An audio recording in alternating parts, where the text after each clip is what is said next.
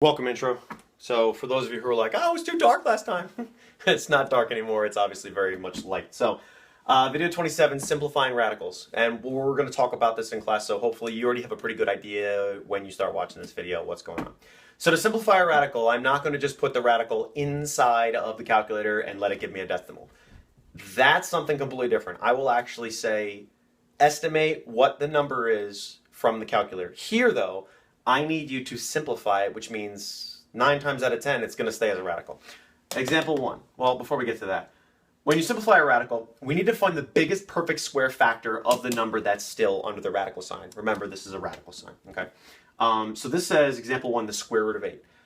I don't want you to put it in the calculator and give me 2 point whatever it is. I need you to simplify it. So here's what I'm going to do. I know the factors of 8. 1 and 8, right, because 1 times 8 is 8. And 2 times 4. So 2 and 4 is what I want. 4 is a perfect square. And that's what I'm looking for. So I'm going to make 2 arrows. And some of you may remember this from last year when they did factor trees or factor whatever's factor arrows, right?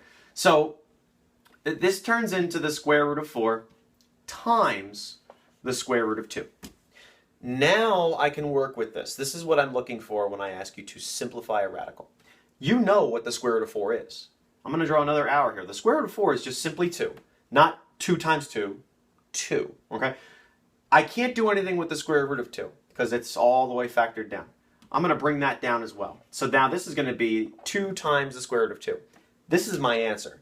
My answer is 2 root 2. So I can use root. I don't have to say square root because that's too long and that's boring. Right? So 2 square root 2 is my final answer. Now, if you wanted to check your work, which is always a good idea, take the square root of 8, find out what the calculator decimal is. Put 2 root 2 in the calculator to find out what that decimal is. And you can find out that they are the same exact decimal, which means you're totally correct. Let's move on to number 2. The square root of 20. Well, if you have trouble, list the factors of 20. 1 and 20, 4 and 5, 2 and 10. The only perfect square factor that can come out of that is 4. So I'm going to again use 4. So it's the square root of 4 times the square root of 5, because 4 times 5 is 20. You know what the square root of 4 is? That's simply just going to be 2, but I can't do anything with this square root of 5 because it's going to stay that way. So this is going to be 2 root 5 and my final answer.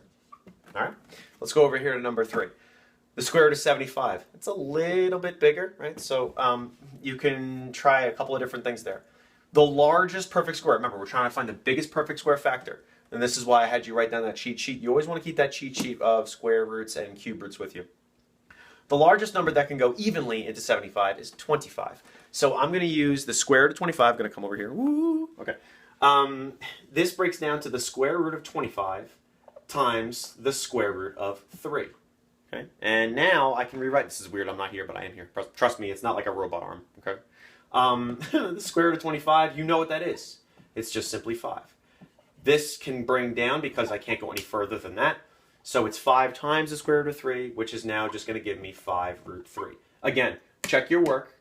If this is a decimal calculator number, this has to be the same one. If this is a decimal calculator number, this has to be the same one. Okay.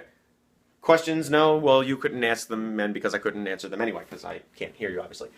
Try these 3 again. I'm going to give you the answers to the fever form on the fever form so you can check your work, because I need to see you do this work out for credit for your next packet. All right? Hopefully you enjoyed it. I did. Bye-bye. Bye-bye.